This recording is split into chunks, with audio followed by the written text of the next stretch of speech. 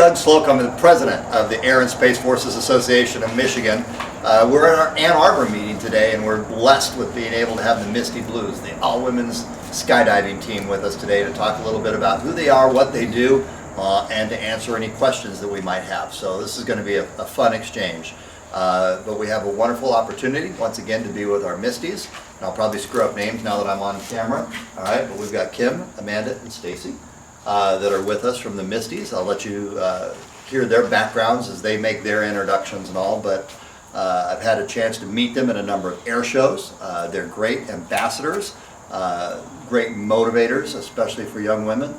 My daughter, she met them and went skydiving with them as part of her experience, and we're just going to continue to build that relationship, that partnership with the Misty Blues. But it's our opportunity today down in Ann Arbor in a beautiful day and a wonderful setting just to hear from the Misty Blues. So with that being said, the floor is yours. We've been part of the International Council of Air Shows since 1986 and performing at air shows since 1986, just over 40 years old as a team. So, Amanda's the current owner, and we were talking about history, so I'll let you tell a little bit about how we got her name and why.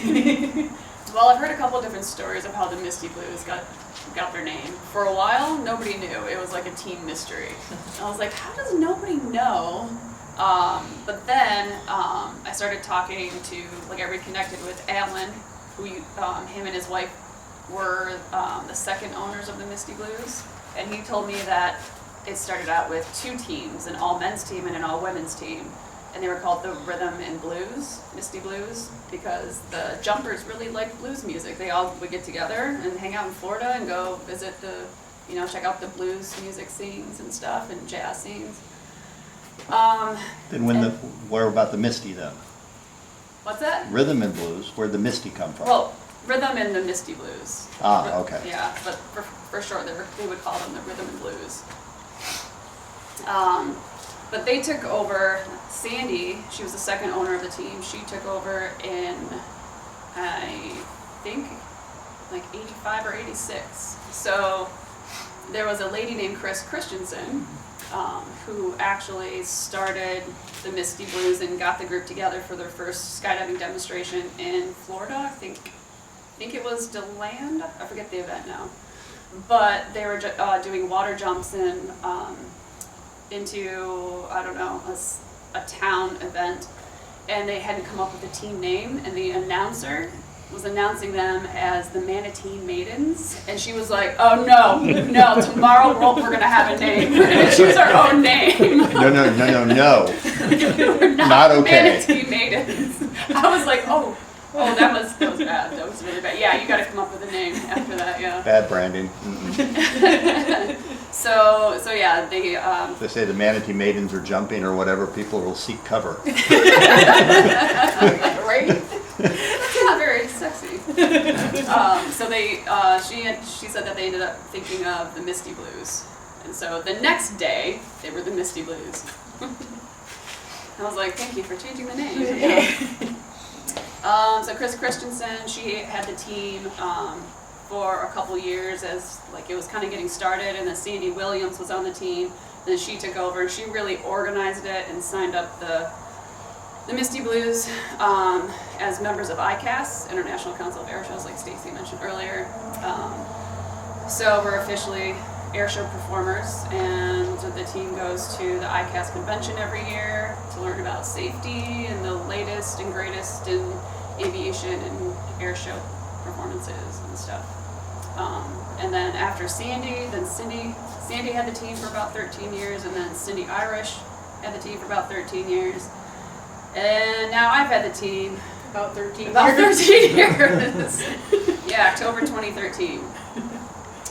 So yeah, 11. Yeah.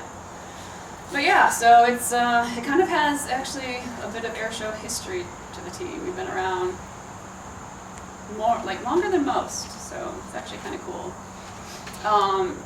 And one thing that we try to promote, in skydiving, it's a male-dominated sport, as is most aviation, right? There's only 12-13% of skydivers are female, so So we go out there and just, try to represent for, and show the girls, like, if you want to do this, you can do this too. Girls can do this. Girls can have fun just like the boys. Do girls just want to have fun? The girls just want to have fun. Okay. So how many air shows do you do a year? Probably 8 to 10 usually. Okay. And then we'll have some smaller demos like Adrian College. Amanda does that every year, jumping into the couple local Somebody colleges. jumped with Chesterfield for their little town Yes, thing, we right? just did local Chesterfield Township, State of the Township. About a month ago we did that. Yes. How do you choose what to do? I mean, there's got to be offers coming out of the trees. Yeah, usually it's a lot of air bosses or other event organizers will do some research online and then, they reach out to us. Send an email or phone call or, reach out, contact us, and then we can talk and we can be like, yes, we can do that, or that's a bad idea. Do you do most of your booking during ICAS? A lot of the inquiries come from ICAS and we start booking there. We actually already have a couple contracts for next year. And for the edification of everyone, that's once a year, ICAS gets together, it's all the air show people where they set a lot of the schedules and stuff like that, so it's kind of the big kahuna in town deal. when it comes to that, so. Is there any particular air show that's your favorite? Ooh. Southbridge. Oh, You get the lake, your hometown. It's our hometown, it's the lake, Uh, it's, the people that are, lots of our friends and family can come and watch us do it. That isn't the case when we're out of the state or things like that, so it's pretty So you weren't just exciting. blowing smoke there, it really is Selfridge, huh? No, the people make the difference. Yeah. People make it, so. You provide your own aircraft? Yep. Okay. Yeah, we have our own Cessna 182. 182?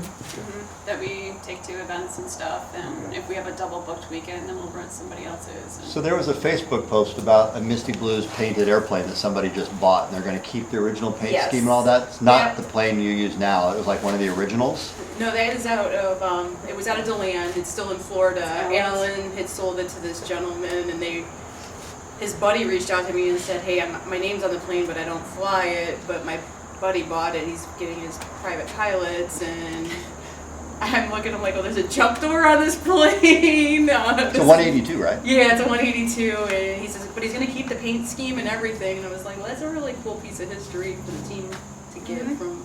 So, yeah, I think he bought it about a year ago from Alan, and has maintained it since, so. I wonder if he'll sell it. You might be in the market. I think one of the other aspects is that not just our plane, but in the air shows we go to, we get the opportunity to jump out of many different kinds. Some really cool jump Yeah, platforms. I mean, we've jumped out of beaches and Matt Youngkin's Beach. What's your favorite type of plane that you ever jumped out of? Or- C-130.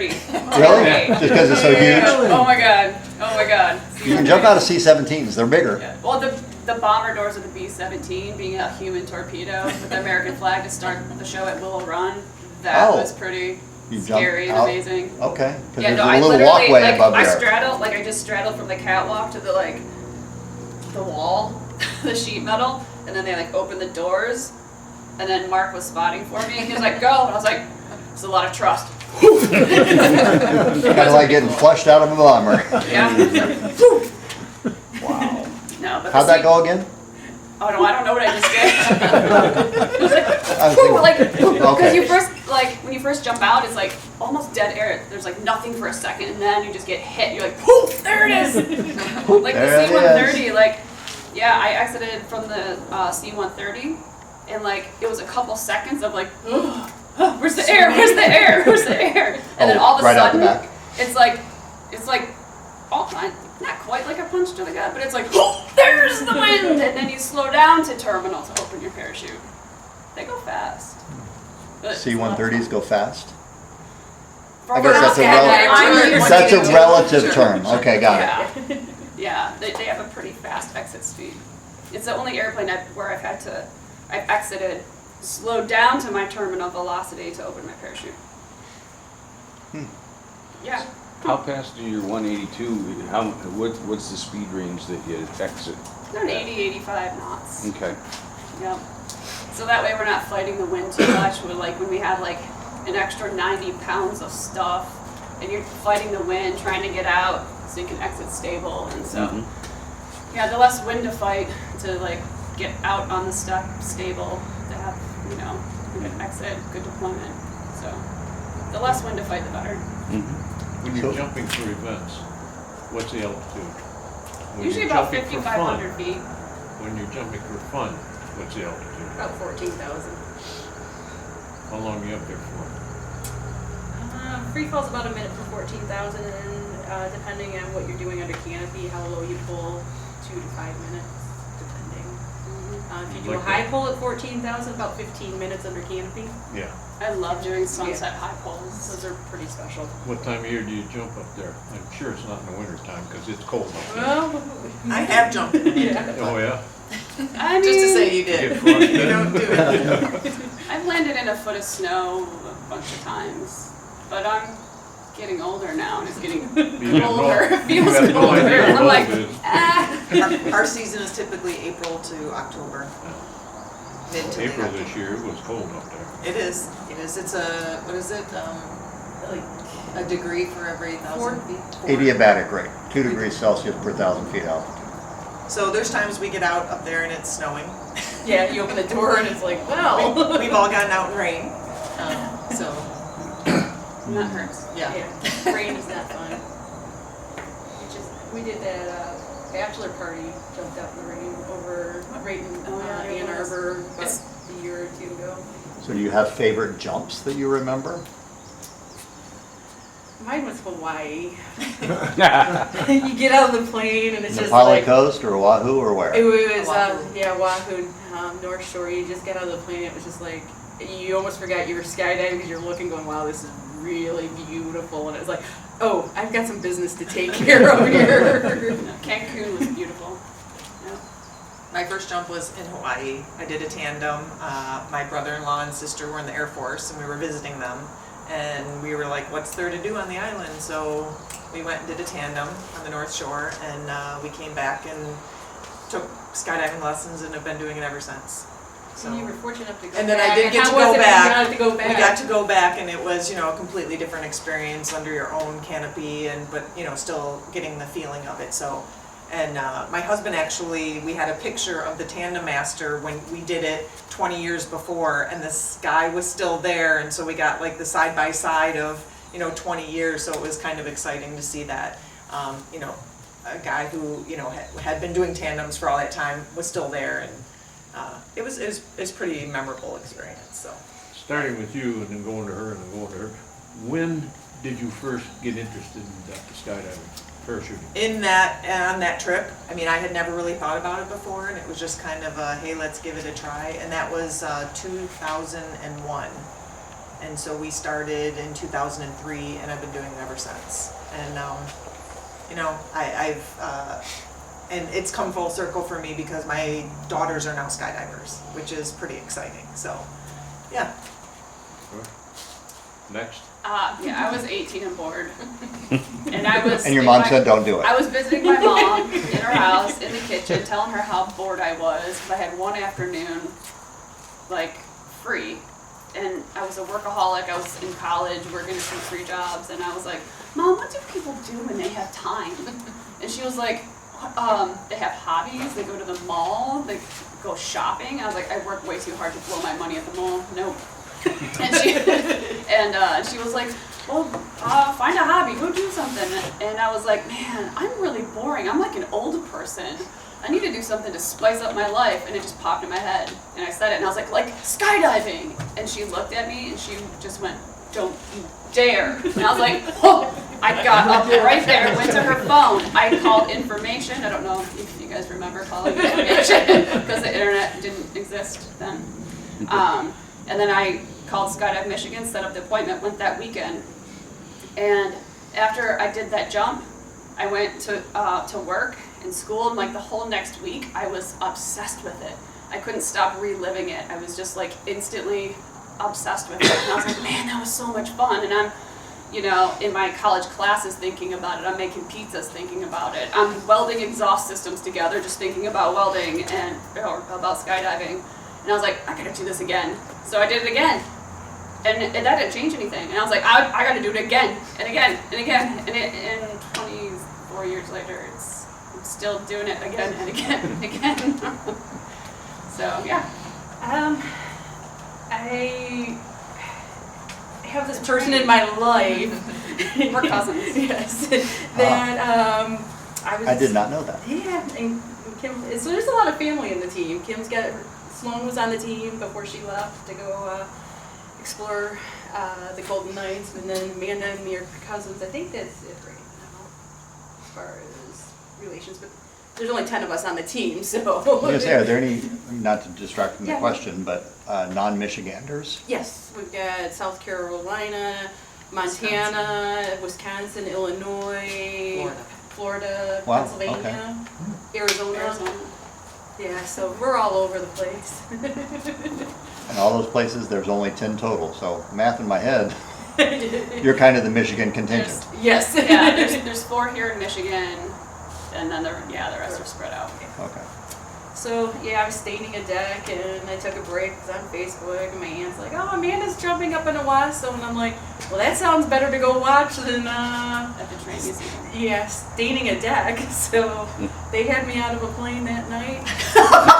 She ground crewed and watched us land. I jumped an American flag at the train museum, and then she was like, "Oh, this looks like fun," and we were like, I'd always wanted to do it, but it was never a priority. "Follow us back to the airport. You can jump tonight. It's that easy." And then it was kind of the same thing. I called her about 3 days later, and I'm like, "Well, what do I got to do here? Because I can't stop thinking about this." It was And she laughs. She's like, "Yep." Get ready to empty your bank account. Sell off all your sports equipment. You're done doing other sports. It's like, yeah, no, I remember like when she called me, she was like, "Amanda, I can't get it out of my head," and I was like, I can see her on the other side. another one. You've been hooked. Yeah. So that's how I got my start. It's pretty special. Everybody has got their own unique start, their own unique path in the sport. There's many different disciplines. So what we do, there's about 35,000 licensed skydivers in the United States Parachute Association. About 3.5 million skydives are done a year. Some years as high as 4,000, or 4 million, sorry, depending. Of the 35,000 licensed skydivers, only 12% are women, so you're talking about 4,200. And then you take it down to what we do, and it's less than 1% of the population does what we do specifically. I tried to do some math thinking about the few other teams that were out there, and I thought 50 people in the sport that do this as a female is probably a high estimate. So out of that 35,000, you're probably talking about 30 females in the entire sport that do this. So just to give some perspective on how small. I haven't heard it said like that before. You mathed it out. That's what I do. I do math. So do you have a unique contract for the So jump? our gear is sponsored by Aerodyne. They don't fully pay for it, but we do get a sponsorship from them and a pretty reduced rate at what we buy our gear for. All color coded All color coded, all matchy. with your brand? Yeah, by all means. Yeah. You pack your own chutes? We do. We're also lucky enough for some of our other vendors, Cookie yeah. is our helmets, so we get a dealer discount from them as well.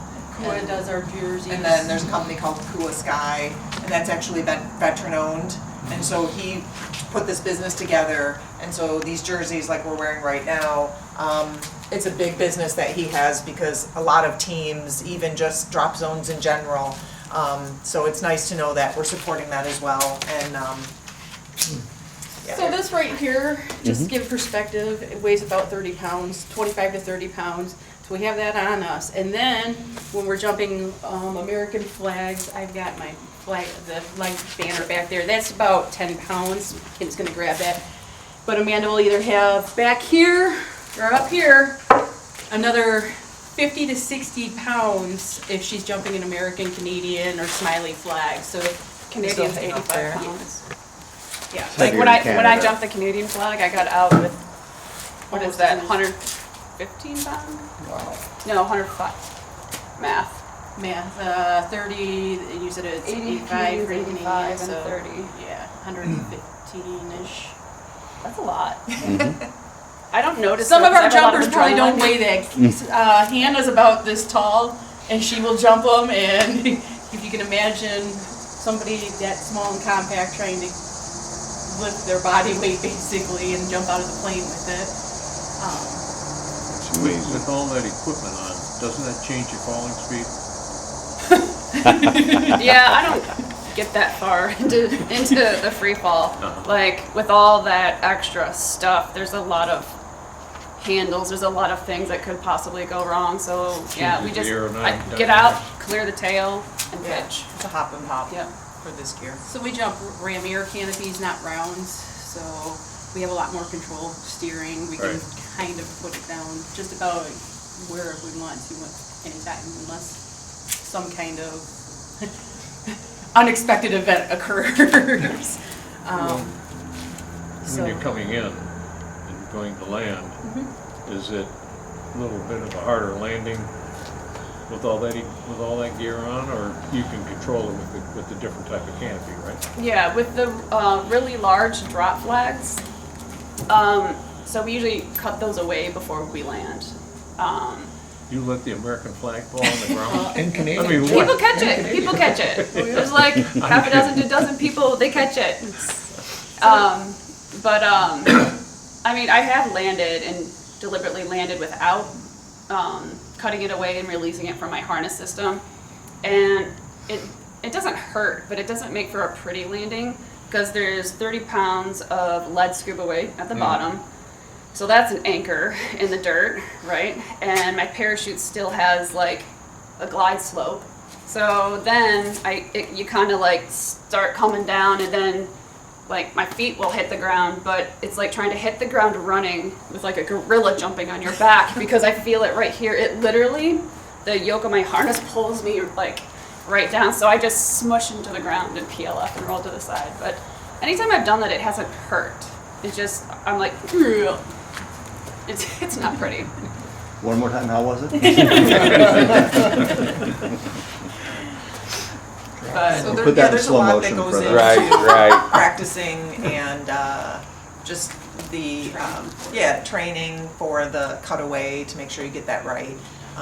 There's a lot of things that can obviously happen when you're at a show, and if there's any type of malfunction or anything like that. So we have a lot of safety procedures and make sure everybody's well trained on that. And there's there's a lot that goes into it. And for perspective, the American flag's 1,800 square feet, Smiley's 1,600 square feet. If you ever see our big Smiley flag, the eyelashes on that are 6 feet tall, to give you a little bit of an idea how big it really is. Big And then, Smiley. it might be the world's largest emoji. I don't know. Like, it's a 1,600 square foot emoji. yeah. So that's got to have a heck of a lot of drag when you deploy that. I'm trying to wrap my head just around. So do you what- store it in the cloud? It doesn't stay in the Dum-dum. cloud. Yeah, once we open the flag, so yeah, the leading edge and all of it creates a lot of drag. So the forward speed that we had is now almost non-existent. Normal forward speed, it can be like 13 to 15 miles an hour forward speed for like your glide horizontally.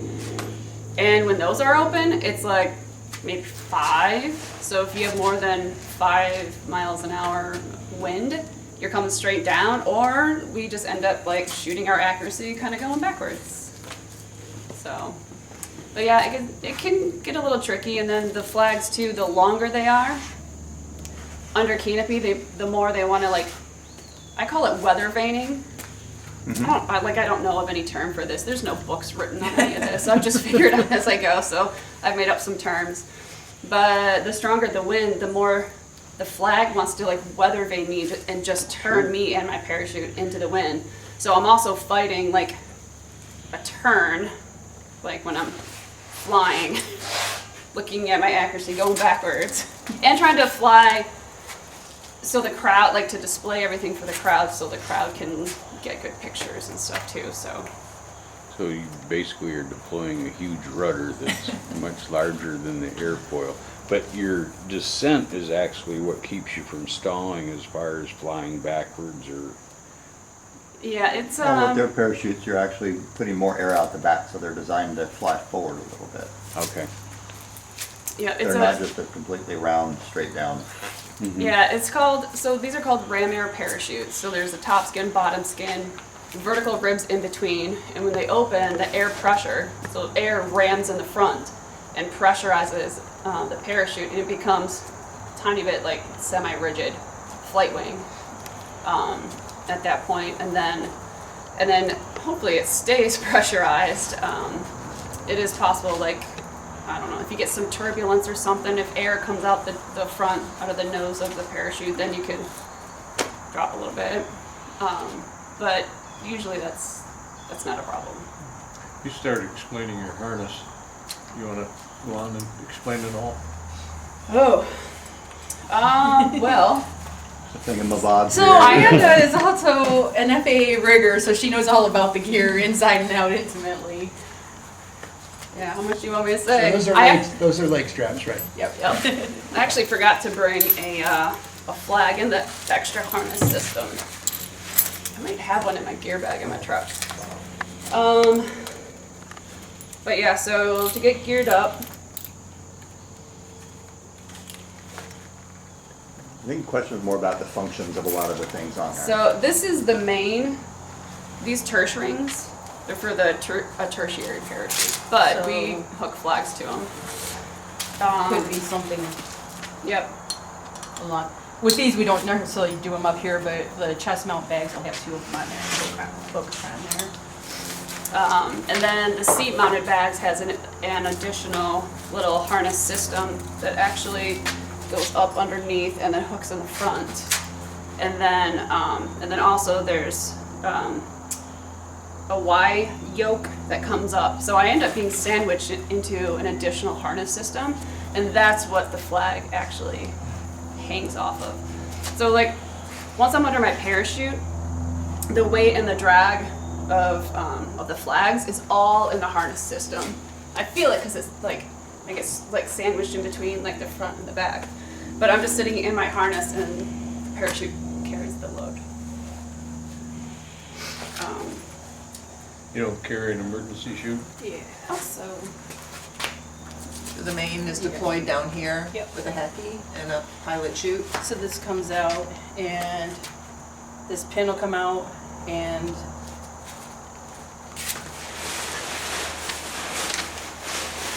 somewhere over here we've got, there it is. The parachute will actually be in this little bag. And when we pull the pin out, the pilot chute comes out, catches air, pulls this out of this bottom Where it portion. takes the closing pin Yep. and just, And then the parachute streams out. Yeah. and then the reserve is actually up here. So that's all packed every 180 days by an FAA rigger, which is what she is. It's sealed, it's stamped, and then that's done on those guidelines, so it's inspected. The reserves that are in there have a shelf life, a pack life, right? How many, 23? How many pack jobs? Oh, all of the manufacturers are different. Some of them you just have to do tensile pull tests on them, like every so many years, and other ones. How do you Other ones. deploy the reserve? Loaded question. How do you deploy the reserve? Pull this handle here. But what if you can't pull that handle? We have devices to help us with that. We have an automatic activation device, which are relatively, 10, 15 years?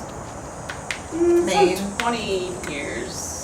Some of them last 20 years, but So they have settings within the different manufacturers. They have a tandem setting, they have a student setting, they have a pro setting. So you can tell it, it senses the air or the speed. So if you are unconscious, if something happens, if you hit that speed, it automatically, there's a cutter in there and it will deploy your reserve parachute for you. the little computer works off of barometric pressure. You trust a computer? Yes. I They're know pretty good many, these many days. people actually. It's One on the 2024. wrist that they're depending on everything, so.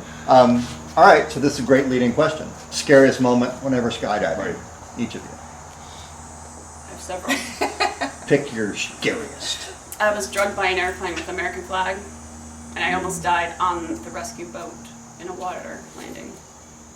That sucks. My parachute got wrapped up in the propeller. Yikes. I almost got squished to death, crushed.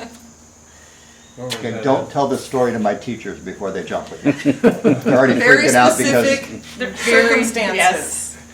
Yes.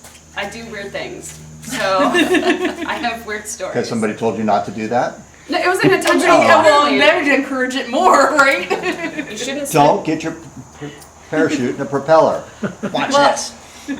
Air shows should not switch out completely, totally their water rescue crew and not tell the skydivers about it. Different boats, different people. Like the day before the air show started, like I went out and I jumped in Lake Erie and we did mock water rescues with all of the boats. Everything was great. And then the last day, they switched them out. It was the police department, not the reserves. Different boats, different everything. They didn't know nothing. So Whoops. they didn't cut the engine. They came at towards me from downwind. So she couldn't pull me on the rescue boat. I'm in the water, teaching her, telling her, explaining how to pull somebody out of the water and rescue them. I was like, I shouldn't be teaching right now. I should be out of the water right now. It was a whole. There's a string of events and things that happen to incidents, but somehow I should be dead. I really should. And I ended up getting onto the floor of the boat, and it had this round inflatable wall on the side.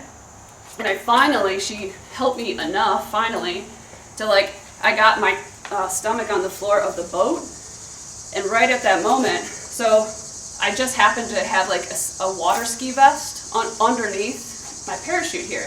Normally we jump with inflatables. Thank God I just put a regular life preserver underneath, and that saved my life and kept me from being crushed, because I was on the floor of the boat and my parachute, I didn't know, but it went around the back and it got wrapped up in the propeller. And then those have a lot of force. It jammed me and wedged my right shoulder underneath. So I was out of the water. I could breathe. Well, I couldn't breathe because I was wedged so hard underneath the inflatable tube. And so I was under there. My right shoulder was under there, and the right side of my rib cage could not expand at all.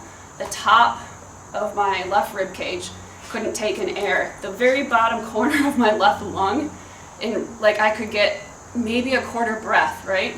But my neck was so wrenched over, my voice box wasn't working because it was I was this. And so I was trying to yell at the police officer. I was like, shut the engine off.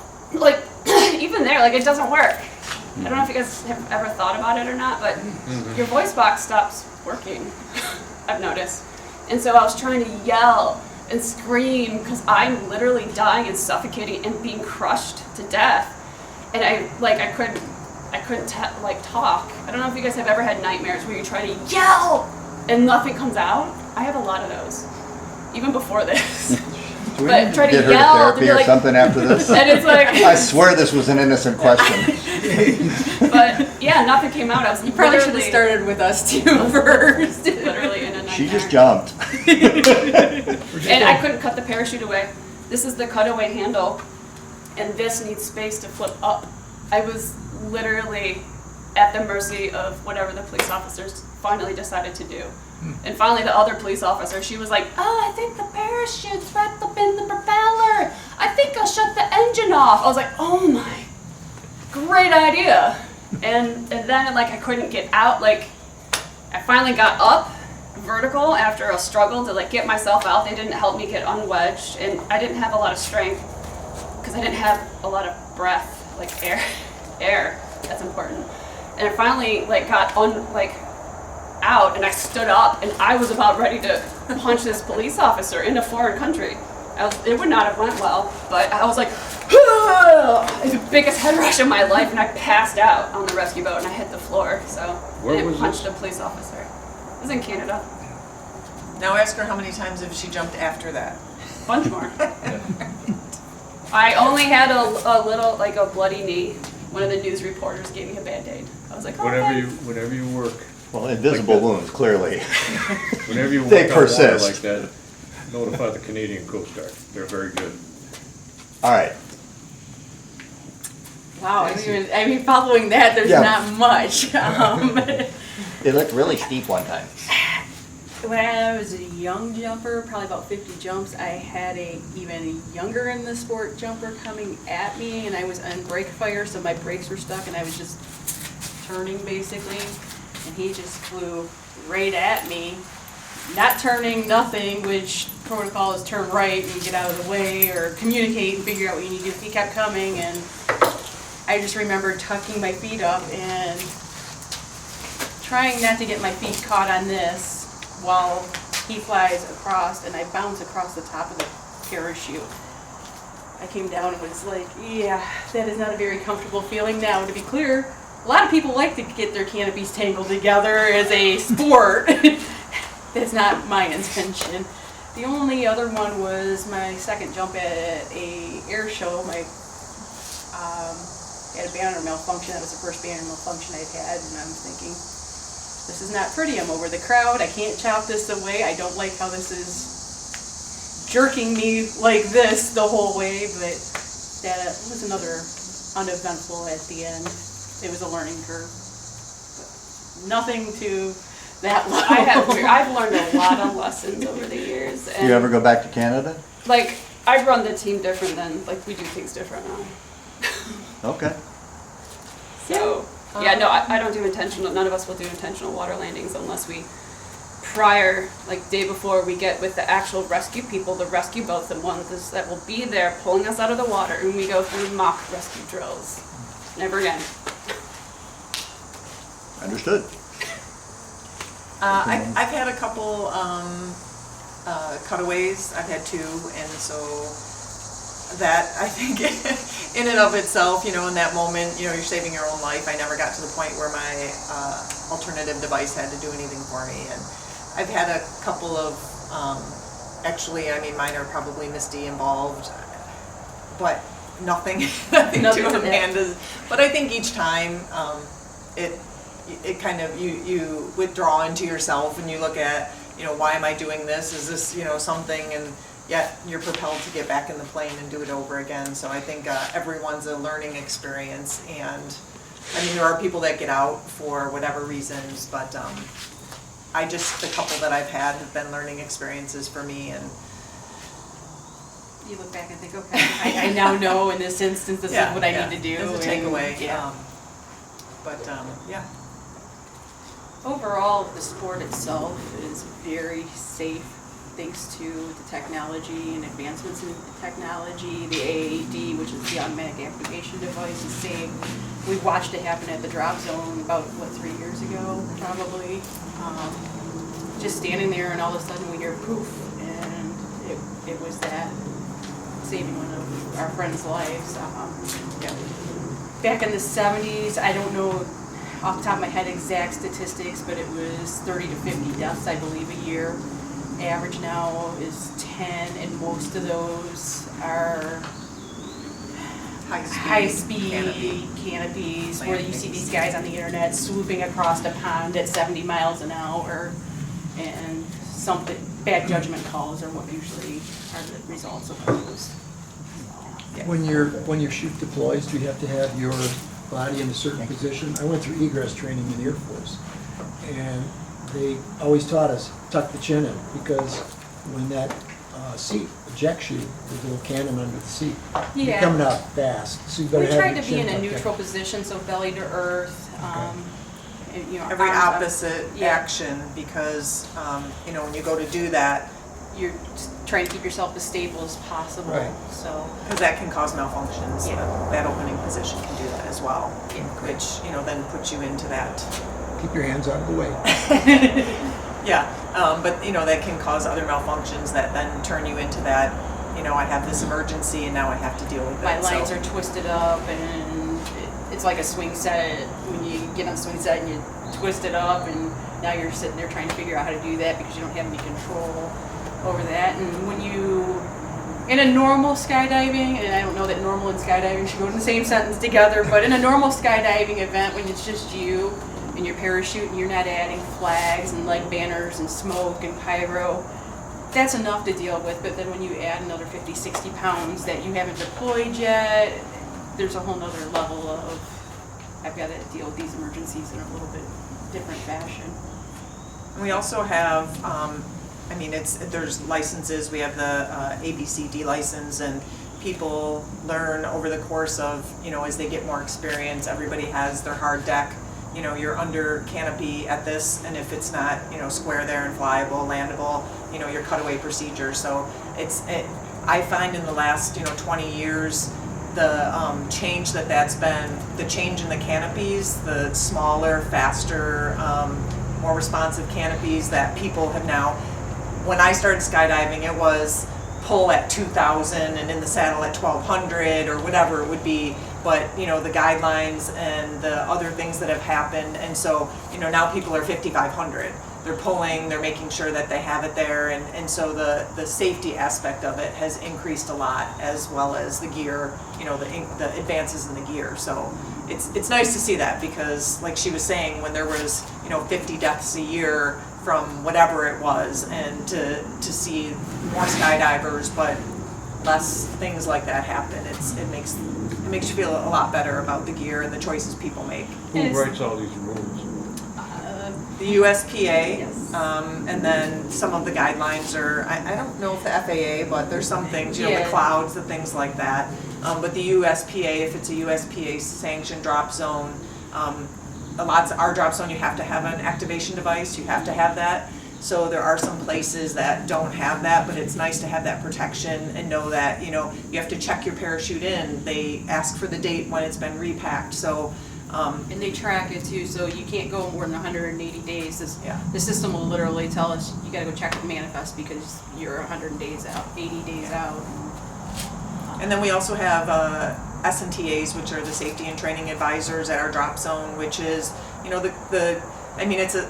it's a self, or a not locally self- yes. appointed distinction for people who, keep that peace. If there's somebody who's doing something they shouldn't do, or there's something, outside of the scope, or hey, that guy downsized his canopy before he should have. So it's within our body and our establishment and, the code of whatever, that guy's gonna come up to you and say, hey, are you sure you should be doing that? Let's talk about it. And that's also an advancement that's been made, because people used to just do that willy-nilly, and there's some manufacturers that won't sell their gear to people without Enough jumps and experience Yeah. for those smaller canopies. So we jump 190 square foot, 220, this one's that's out on the table, it's 220 square foot. I think Kim's got a 190 in here.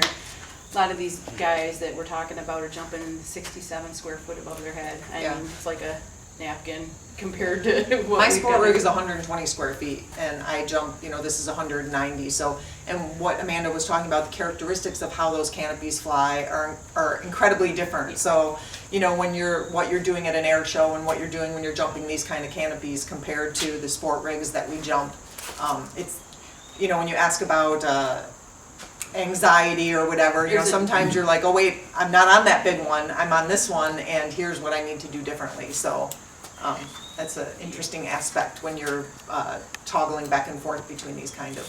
The one, like Kim's 120 is probably 9 cell, I think, and it's got a better glide ratio. These are more for accuracy, so we dump straight down a lot quicker. We don't have the glide ratio with these, the 9 cell. Yeah, these are 7 cell. These are 7 cells. So it does have a different impact on us, and a lot of times you'll see us, it look like we're coming in, we're gonna get a long glide, and then all of a sudden we're right there, and that's just how these canopies characteristics behave. Have you done any jumps at any of the Detroit events? What did we do? I jumped City Airport a couple of years Yeah. ago. They had City an event. Airport? or- That was the STEAM event for. That was really South exciting Ridge. too, because that doesn't happen. 2017? Yeah. Oh, Yeah. It's a very tight cemeteries jump. on both sides. Yeah. And landing area. So Yeah. we met. Yes, and we've done Selfridge several times, Mount Clemens. Who was Angelo used to have out by Romeo's. Right out by Romeo Airport, there was a Yeah. private party, we jumped out there a couple of times and, We talked about using, believe it or not, skydivers at the fireworks this year, Oh, yeah. because we had some other issues, the As helicopter. targets or what? Huh? Yeah. Well, we'll just attach fireworks to us when we come out, Yeah. so. Well, I talked with the Coast Guard, and the first question I asked was, when you approach somebody, do you shut the props off? And they do. They have very specific instructions. They're the Coast Guard. Well, Di and Mike Bouchard and I talked about it because they shut them off up there. All right, I got the last question for you, since we're out of time. All right, I'm doing it that went again so quick. you can edit this out. Okay? So what are blue balls? That is. So it actually, you will be happy to know, it originated at Selfridge Really? in 2014. I didn't know that. It was my first year on the team. We had ground crew of one of our Canadian friends, one of our S&TAs, Kim's husband at the time. I think those were the ones, and Mikey was there as well. It's our male ground crew. So you got the Misty Blues, the ladies jumping in. The blue balls are our ground crew. our support. Our support, yes. I thought that would be a good last Yep. question. But thank you so much for being here. I Thank appreciate you for your having time. us. Yeah, it's been a good time. Yeah, we look forward Yeah. to whoever joins us on the 1st Yeah. and, We might be adding Great. one.